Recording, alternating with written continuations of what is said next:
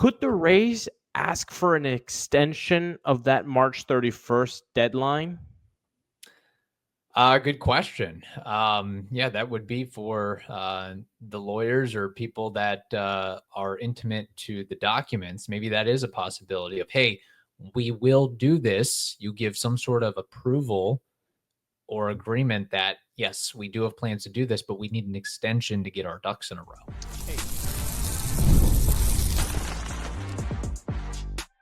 You are Locked On Rays, your daily Tampa Bay Rays podcast. Part of the Locked On Podcast Network, your team every day. Welcome into Locked On Rays, your daily podcast covering everything Tampa Bay Rays. From game analysis to player interviews, we've got you covered with all the latest news and insights. My name is Kevin Weiss. I'm Ulises Sambrano, bringing you expert analysis and passionate discussions about our beloved Rays. Whether you're a diehard fan who vividly remembers Longo's game 162 just like us, or you remember the early Devil Ray days of Wade Boggs and Carl Crawford, we're here to break down every play, every trade, and every milestone. In fact, this is our 7th season covering the Rays daily. In every season, the Rays have gone to the playoffs, outside of 2024. But you can still grab your favorite Rays gear, settle in, and subscribe to our Locked On Rays YouTube channel and other podcast platforms. You can also find us on X and Instagram at Locked On Rays. Today's episode is brought to you by Game Time. Download the Game Time app, create an account, and use code Locked On MLB for $20 off your first purchase. It'd be nice if you could get like some of that dollars off buying Steinbrenner Field tickets, you know? That would be nice, but I doubt that's going to happen anytime soon anyway. All right, it is a Wednesday, which means a mailbag episode because we have mailbag questions in the queue. So without further ado, let's get to them. This first one from Robbie Sheets. Robbie says, do you think the Rays will wait until March 31st to sign the stadium deal? Go Rays and go Bucks. Well, Robbie, thank you for always giving us your mailbag questions. I think we should give Robbie an update, actually, on this, right? Yes, I agree.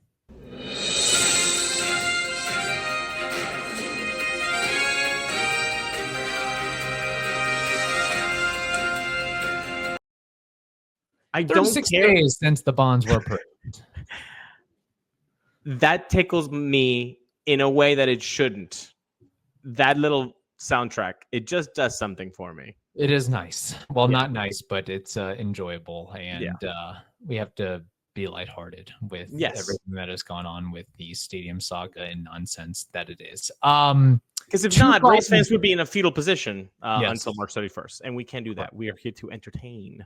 So I'm based on what I'm reading from Robbie is that the Rays would wait until the very last day to submit their documentation and checklist of conditions to the city and county satisfaction to access that public funding. I would think, based on the Rays' passive-aggressive nature, perhaps we shouldn't put it past them, but my thought is you want to have your T's crossed and I's dotted at least a couple days ahead of time. And, I forgot this here or that there. Let me fire that on over so the money isn't an issue. Or maybe they try to go back and say, somehow try to blame the city and county for all this. But I would think that personal opinion here is that they would like to have this all, if their intention is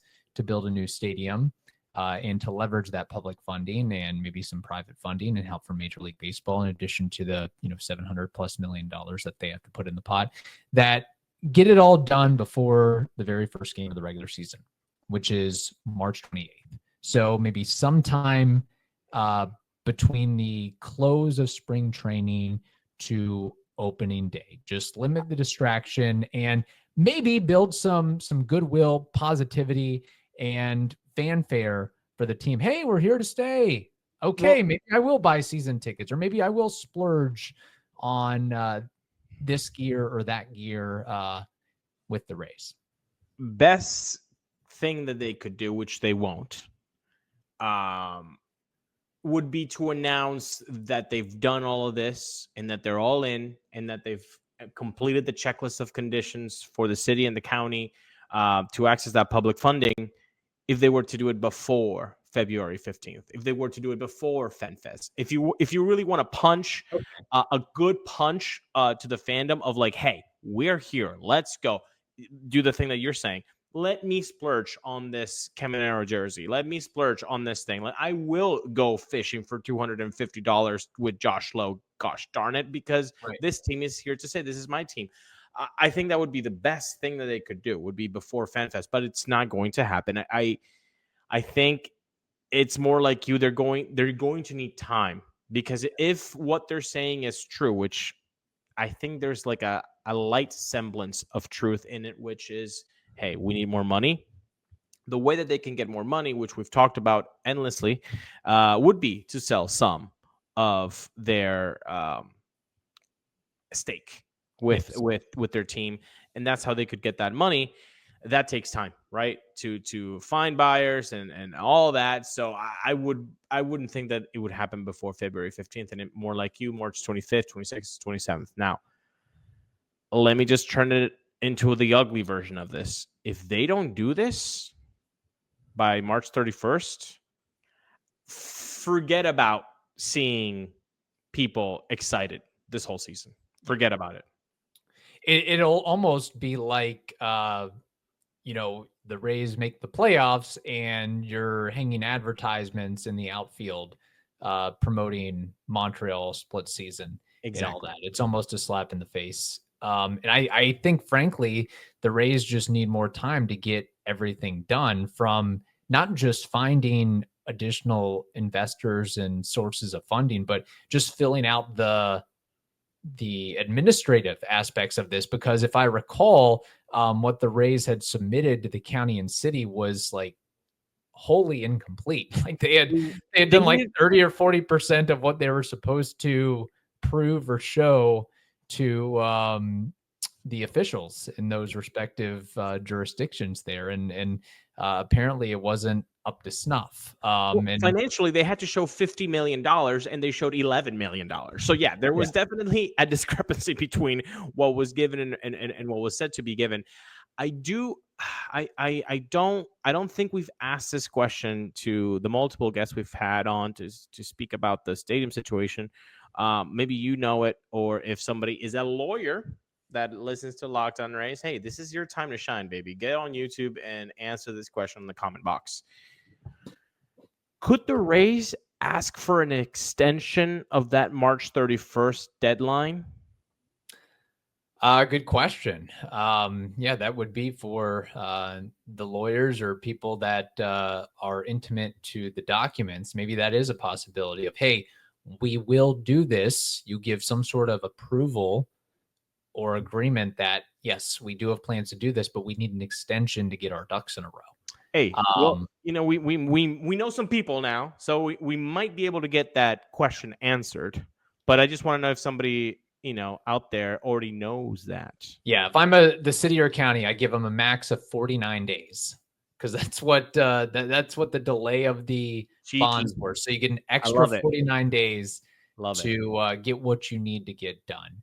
And again, the Rays say the timetable pushed back because of that has led to crazy cost overruns, like $150-200 million, which is very hard to buy. And there was that stadium expert, the wheeler and dealer, I can't remember his name exactly. I think it was Abrams, something to that effect, that was like what the Rays have been doing here, and their response to what they say the cost overruns here are totally unheard of and totally antithetical to what I've done. And I've done 30 plus stadium deals, and I've never heard of anything like this. So it was 49 days, and you're claiming that cost overruns are between $100 and $200 million. Really? Let's see it then. Let's see it. Just like, not to go too off the reservation here, but the Cubs owner just said, hey, people are acting like we got Dodgers and Yankees money when we just try to break even. Really? Really? You just try to break even in cups with Wrigleyville and all of the things that happen around Chicago? Really? You're just trying to break even? All right, show the books, babe. Yeah, show the books. And don't cook those books because it's easy to do that nowadays. So, they probably break even just on parking alone, not Exactly. to Come on. all the tickets and merchandise that they sell. All right, fun question there from Robbie, and hopefully you get what you're bargaining for there. We have more questions to get to, but first we have to tell the audience something very important, and that is this. In sports, having a winning strategy is everything. It's actually how the best teams make it to the Super Bowl, the World Series, and the Olympics. The same goes for life. Having a strategy like life insurance from Select Quote can protect your financial legacy and keep your family's future secure. Select Quote makes it easy to find the perfect life insurance policy. As one of America's leading insurance brokers with nearly 40 years experience, they've helped over 2 million customers find $700 billion in coverage since 1985. What sets Select Quote apart is their personal touch. Unlike some of those other brokers that offer one-size-fits-all policies, their licensed agents tailor coverage to fit your unique needs. So if you're in good health, you might even qualify for same-day coverage of up to $5 million. No medical exam required either. And it's more affordable than you might think. You can get up to $1 million in coverage for as little as $20 a month. So don't waste any more time here. Get the right life insurance for you for less at selectquote.com/locked on. Go to selectquote.com/locked on today to get started. One more time for the people in the back. That's selectquote.com/locked on. Select Quote, they shop, you save. All right, next mailbag question on the docket comes from our buddy Charles McGregor. Charles says, hey, fellas, based on the recent Top Gun report, it seems likelier than not that the Rays are going to run out the same offense and bank on players improving, further developing as prospects, and getting the spring training stadium offensive bounce. Say the best case scenario happens for this offense, which perhaps maybe Josh Lowe and Morel being the 2023 versions of themselves, Belau and Yandy staying on the field, Caminero making some major strides, and so on. What do you think that translates in win-loss improvements? To be clear, I'm not as optimistic as the Rays front office seems to be, but I figured it would be fun to wear their rose-colored lenses for a moment and see what they're imagining. Thanks, as always, for your great work. Thank you, Charles. We appreciate the question. Let me say that is a lot of inputs that must go well. So for the Rays to have an average or respectable offense, everybody's got to stay healthy and everybody has to more or less perform to career levels. That's what I envision out of this. If the Rays have ideations of winning more than 80 plus games. And so basically what that means is that there's no room for error. There's no room for error. You cannot have Yandy have another April like he did. You cannot have Junior Caminero have a slump like Jackson Holiday because he's new to the league. You can't have Josh Lowe be the Josh Lowe of 2024 instead of 2023. Yeah, we know he's injured. We're just talking about production, people. Yeah. You can't have Brendan Lau miss 90 games. No. Everything has to be perfect because you have got no margin of error built into this team. But let's again, rose-colored lenses. That's it. You just said it. Everybody has to operate basically at their best, at their career best, or very close to it. And if those four guys at the top already have questions, Yandy, Josh, Brandon, and Junior, if they all have their individual questions, Kevin, what about 5 through 9?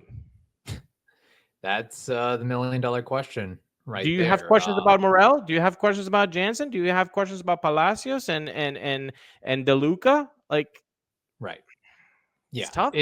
It's a tough pill to swallow, and that's probably why if you look at some of the projected win totals out there, it's hovering around 80, 81, 82.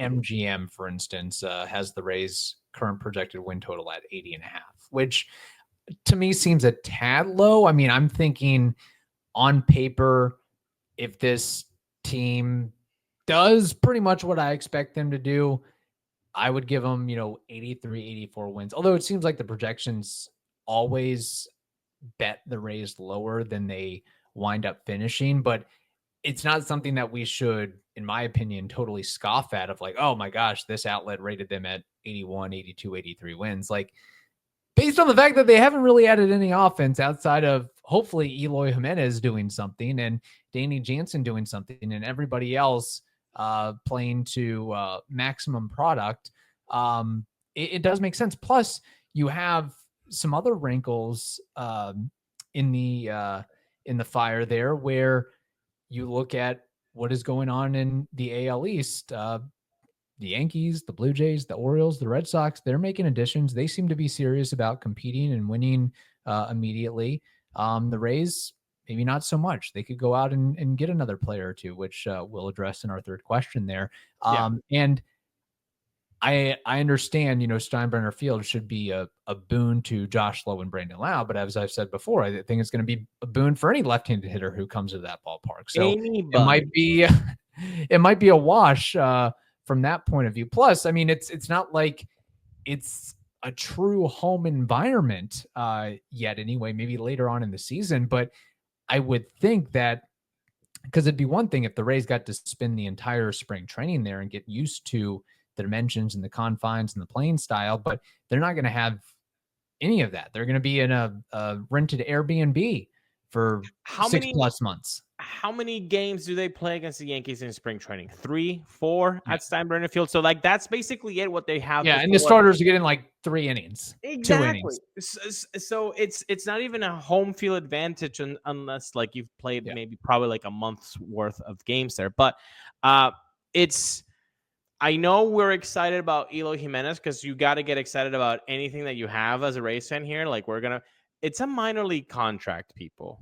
So it's not like he's in batting fourth there. Okay. This is just let's hope it cracks. Let's hope it catches on fire kind of thing. Like really the only major league offensive move that has been done is Danny Jansen.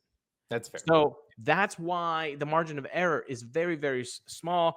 I agree with you. I think if this all turns out great with the offense, I still see it as like an 84-85 game winning W's, 84-85. But it's because you can't go too far into like high 80s and low 90s, Kev, because last year they won 80 when they should have won 74. Like the expected win total was 74, and it felt like a 74 win type of season. So that means that they have to be better than 74. They have to be 10 games better than they were last year to get 84 wins. Not 4. Like the level of play. Like they got lucky that they got 80 wins. Now, yes, bullpen, solid. Rotation, my goodness, awesome. But that was never the issue from last year. It was the offense. Have you really improved it? I don't know. I don't think so. Plus, I wonder how the schedule will impact things because we have to remember them playing at Steinbrenner Field, not just it really not being a home for them. A lot of those games in August and July are going to be on the road. They played just 16 of their 51 games in those months at home. So you're essentially playing, more than 2/3 of your games on the road. So that's a lot of travel. That's a lot of wear and tear. That's a lot of exhaustion. And can they keep up in the dog days of summer when that hits and when that happens? I think it's a legitimate question as to are they going to be ready for that? Not only that, Kev, but then that means if in July and August, you're only going to be playing 16 out of 51. Real quick, what is 16 divided by 51? The exact percentage, it's less than 1/3, right? 31.3%. So if you're only playing 31.3% of your games at home, July and August, that means, people, April and May, don't miss. You better not miss. You gotta start Tapes? hot. No. Start hot, baby. Yeah. April and May, you can't do the whole thing we were talking about last year. Like, oh, I hope they just do 500 for the end of April. Oh, I hope they do 500 for the end of May. No. We got to go 2023 on this bleeping season. You got to go not 13-0 because that's ridiculously historic, but you got to start hot because by July and August, when you only have 31% of your games being played at home, like you're saying, that wear and tear of traveling back and forth, it's going to get to you. Okay. And I know that it sounds funny to say that to like millionaires or close to millionaires, and they're only playing baseball, whatever. When you get on a plane, it takes a while for your body to just kind of, adjust, especially if you're doing cross-country flights. And these are late nights, and you're away from your family. And you know what? Maybe you got hit by a pitch by a 95-mile-an-hour fastball on your thigh, on your ribs, on your shoulder. And that hurts. Yeah. Like all of those things compound on each other. And it's going to be very, very difficult for them. But what won't ever be difficult for you guys to do is to use Game Time. Game Time. It's so simple, so easy to use. We've told you about it 1,000 times, and we're going to keep telling you. Whether it's live events, sports, music, theater, comedy, you have got to use Game Time. And they've made it easier to get tickets for favorite events with this new feature called Game Time Picks. This feature filters out the fluff to show you only incredible deals on great seats, so you don't have to waste time searching through thousands of tickets. So today, you can take the guesswork out of buying tickets with Game Time. Download the Game Time app, create an account, and use code LOCKEDONMLB for $20 off your first purchase. Terms apply. Again, create an account and redeem code LOCKEDONMLB for $20 off. Download Game Time today. Mr. Weiss, what time is it? It is game time. There we go. Before we move on to the final question of the program, I also want to note this. People out the gates on the Rays need to be firing on all cylinders. And aren't some of the players slow starters like Brandon Lau, for example? And then if you're relying and putting your eggs in the young player basket, I would think that some of those young players might take them some time to get adjusted to the major league style, to get more reps until they're fully actualized. What happens during spring training every bleeping year for every team? Injuries. If one of those four big guys, Josh, Brandon, Junior, or Yandy, go down during spring training, now you're going to make it even more difficult. Yeah. So I know Charles wanted to wear the rose-colored glasses. That is as much rose-colored glasses we can give you at this juncture, Charles. So I hope you're not too upset by our take. Kind of bursted his bubble there. All right. Final question on the program comes from Rachel from Tampa. Rachel says, good morning, Locked On Rays, or good evening, depending on when you're listening to this or recording. As we are a month away from spring training, there are some biggest concerns going into the 2025 season. My main concern is the offense and the center field position. My main worry is that the offense will repeat a trend as it did last season, and I am not too comfortable with just having DeLuca at center field. What are your main concerns going into this season? Who in the free agent market do you think the Rays should go after to get this offense back on track? Well, Rachel, thank you so much for writing to us. Longtime listener, Rachel. Yes. Well, like I said, Danny Jansen's the only major league deal that the Rays have done so far. Your boy, Tony Tater's Anthony Santander inked a 5-year, $90+ million deal with, you guessed it, the Blue Jays, AL East foe. I would imagine he'll be hitting some taters in Steinbrenner Field. If you guys don't know what 92.5 divided by 5 years is, that's $18.5 million. Yeah. Bro, could you not offer like 21 for like 4 years and be like, hey, does that make up? No, I think we just have to set our expectations even lower. We have to set our expectations at Danny Jansen type deals. God. Prove it deals, Bounce back deals, 1 year with an option. So it's guy so difficult. that had a crummy 2024 season, that has a previous track record, is seemingly healthy, give that guy a shot. Or a guy that only does one thing, give that guy a shot. I think that's the point we're at. We're not giving multi-year deals to anybody, even as, there's still some capable role players and more than role players that are available in free agency that I think the Rays would be wise to kick the tires on, especially if not all goes as planned with their offense going into 2025.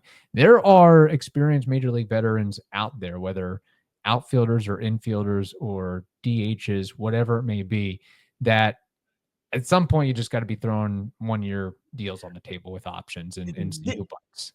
Didn't Andrew Friedman once say something like, if you're always rational about free agents, you're always going to lose those free agents? Like, sometimes you just have to like put your you think it was a smart decision to give a 35-year-old Charlie Morton 15 mil per season for 2 years, so 30 mil? Like, that probably like that had some risk. I know it was a calculated risk, but is there not a single hitter that you can make a calculated risk for more than a year that's available right now? Is Jurickson Profar not a candidate for a 2-year deal with an option? Anthony Santander, he wasn't an option for the Rays for multiple years. Is Pete Alonso, whose market is shrinking faster than George Costanza at a pool, okay? Does he not have a call from the Rays saying, "Hey, what's up?" I wouldn't think so. I think you're looking at Austin Hayes or JD Martinez or Randall Grichuk. I think those are pretty much your options at this point. Then go get them. JD Martinez, I would so take JD Martinez. He's old, but he's still got, if you look under the hood and just his track record, he's still got it. And might as well see, does he have it for his age 37, 38 season? I think he does. I want JD to be next to Junior Caminero. I want JD next to Junior. I want JD next to Josh. I need that because that is incredibly important. You know why? Because JD Martinez said the same thing about Miggy Cabrera. And Castellanos said the same thing about Cabrera too. So, like, those guys are important. And again, we always bleeping stress it. There has been no veteran leadership in this clubhouse since Nelson Cruz was in the clubhouse for 2 months. Right. That's it. Yeah. No guy that's been there, done that walks in the clubhouse and everybody's like, damn, yo, he's our teammate now. That's sick. That hasn't happened, man. Yeah. And I don't think we'll have I don't think the Rays are even going after JD Martinez either, but some sort of role player that, and as Rachel mentioned, an outfielder, kick the tires on Austin Hayes. I mean, that's, I know it's not sexy as Anthony Santander or Teoscar Hernandez or somebody like that, but it can't hurt. Good defense, grinder. I wouldn't mind an Austin Hayes. He put up some really good seasons before 2024 where I think he was hurt, had that hamstring issue, and that just set him back. He gets traded, then gets released, or his option doesn't get picked up. Whatever the circumstances, it's guys like that you need to be digging deep into and say, okay, can they turn it around in 2025 and go from there? But again, based on what we said in the previous segment about the Rays' projected win total, even signing Austin Hayes isn't going to get you from 83 to 87 or 88 wins. And I think that's probably the boat that the Rays are looking at right now is, I mean, we're just going to kind of bide our time until we're really confident that we can compete, and then maybe make that Charlie Morton-esque move for a position player or whoever it may be, because all the trades the Rays are making are for prospects. So what does that tell you? Exactly. And also, let's just build out the outfield right now, because Rachel makes a great point. Right field, Josh Lowe. Center field, okay, you've got Johnny DeLuca. Yeah. Left field, you got Richie Palacios. Fourth outfielder, Mangum, Meisner. Bro, like, that is mighty thin. And unless you're like, oh well, Eloy could but Elo only played basically DH last year. Yeah, so he's only a you can't tell me DH. that. So I agree with Rachel here. What are we doing in the outfield, man?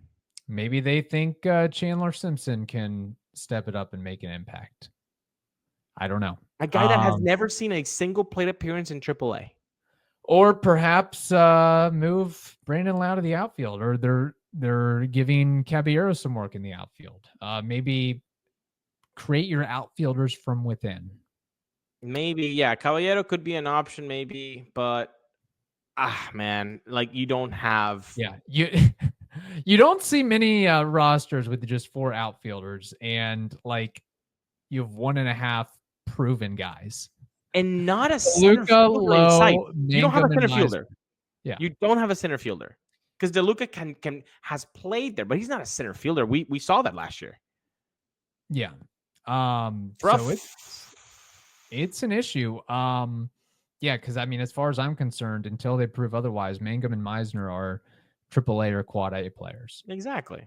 And you don't have much more than that. So devil's advocate would be, well, this is a great opportunity to know who Meisner and who Mangum are. So let's put them out there. But then again, I don't think if Cameron Meisner or Mangum are your 4th, 5th outfielders this season, I don't think it's not a smart play for Rays fans to think that this team is a playoff contending team. Right. Could they sneak in?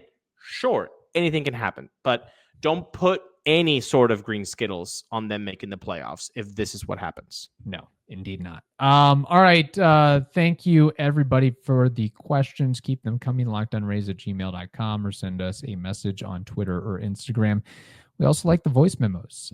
You can send those to us as well, 60 seconds or less. We appreciate that. In the meantime, hope you all have a wonderful day. Stay safe, and we will talk to you later on this week.